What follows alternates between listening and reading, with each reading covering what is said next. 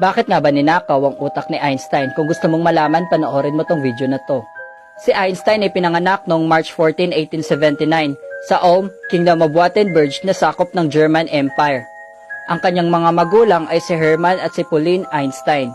At may kapatid nga siya na nagngangalang Maria. Labo ba na si Einstein ay may IQ na 160?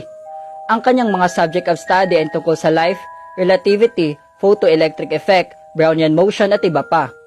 Namatay si Einstein noong April 18, 1955 sa edad na 70.